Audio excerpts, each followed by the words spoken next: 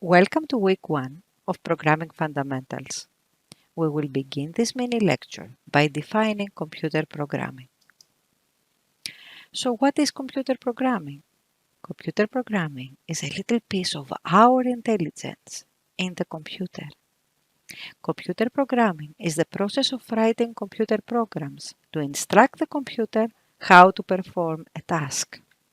So a computer program is a sequence of stored instructions or commands written in a programming language like Python. A computer program can be a piece of creative art, particularly when we do a good job on user experience.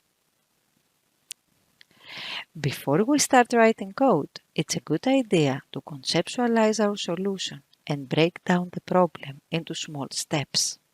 An algorithm is a set of well-defined and precise steps to accomplish a task to solve a problem.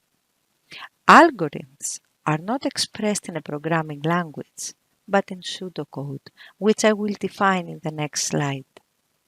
A great example of an algorithm is a cooking recipe. The more precise it is, the more chances you have to create a good food. So pseudocode is a text-based, informal language that helps programmers develop their algorithms. Pseudocode does not have a strict syntax. It includes statements such as input or read or get, or set or assign, display, print or output. So I will demonstrate an example written in pseudocode. Let's suppose we need to write a program to find the largest of two numbers. We can write down the steps or the algorithm using the following piece of pseudocode. Read x, which means read the value from the keyboard and assign it into the variable called x. Read y, which means read another value from the keyboard and assign it to a variable called y. Then we can perform a test. Is x greater than y? If it is true, we can display x is the largest number. Else, we can perform a next step. Is x less than y? If it is, then we found that y is the largest number. If none of this is true, then x must be equal to y. So Python is a general-purpose programming language which can be used to create a variety of applications, ranging from performing data analysis to developing websites and business software, from developing machine learning algorithms to creating automation tasks. In your notes, I have included a link for a 2-minute video by Guido van Rossum, the creator of Python, about the story of how it was created. Python is an easy but powerful programming language. Python's design philosophy is based on code readability with the use of proper indentation. It is an interpreted language and it is dynamically typed, which means that there is no need to define the data type of the variables. It supports structured, object-oriented, and functional programming paradigms. So what do we say to Python when we want to speak Pythonian? We will start by learning some vocabulary words. Then we will move on to learn the proper syntax, for example, when to use parentheses or spaces or indentation. Then we will move on how we can write sentences and expand on how we can write complete programs that serve a purpose. Every program has a flow. It's like a recipe. It is a sequence of steps that are done in order.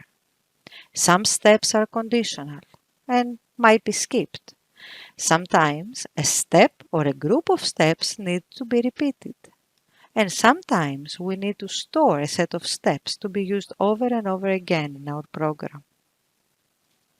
A flowchart is the graphical representation of an algorithm with the help of different shapes and arrows that demonstrate a process.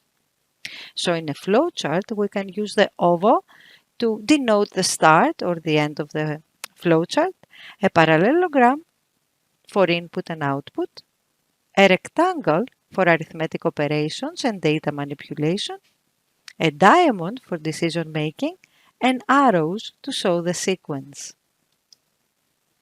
So, using the flowchart, try to find out the output of this program by using these inputs. Now, let's see some examples of a program flow.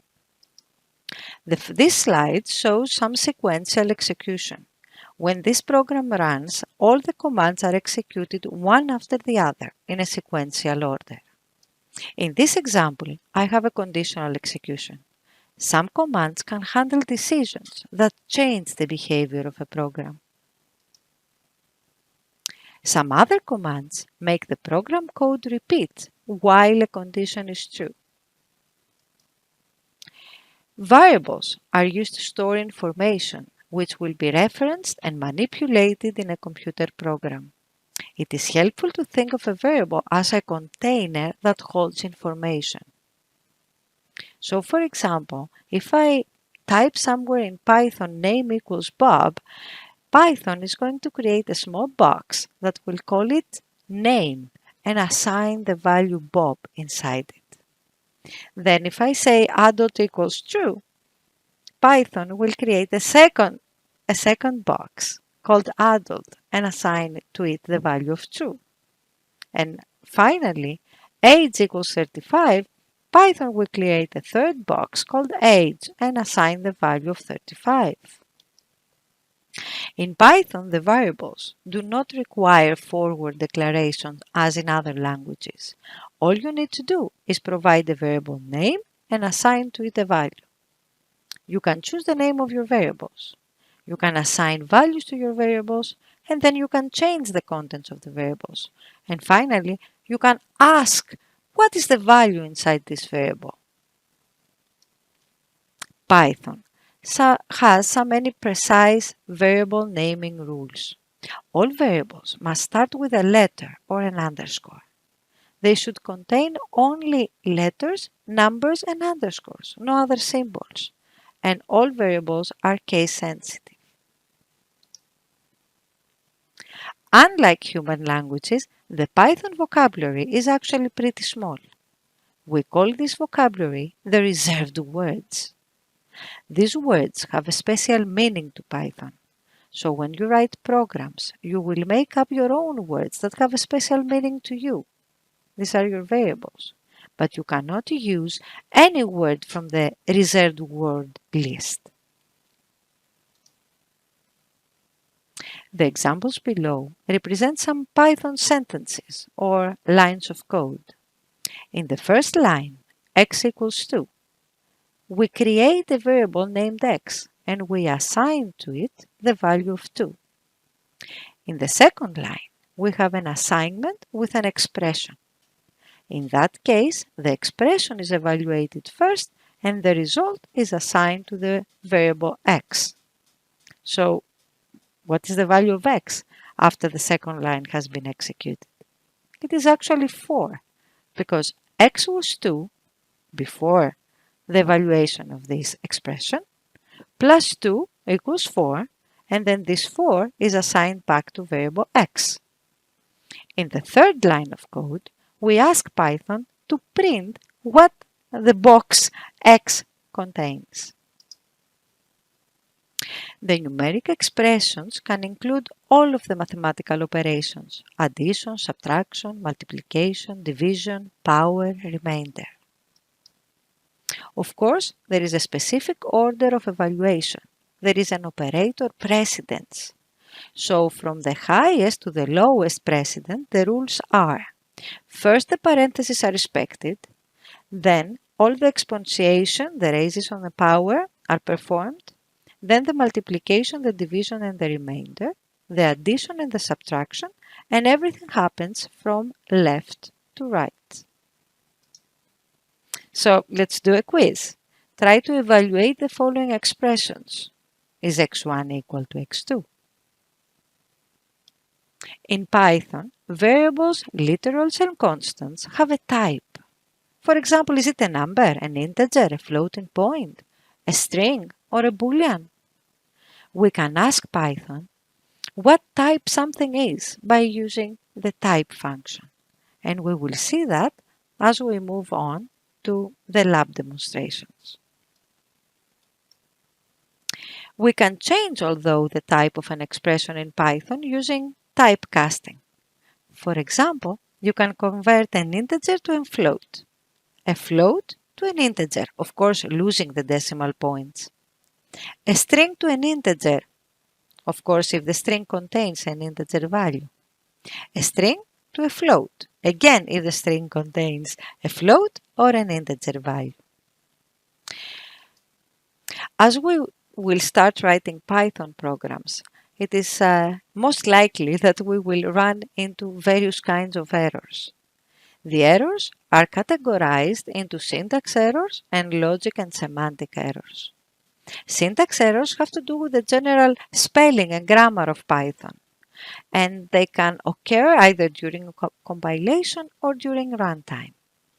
The semantic and logic errors have to do with the program flow, with the meaning and the context of the program. Does our program do what it is supposed to do?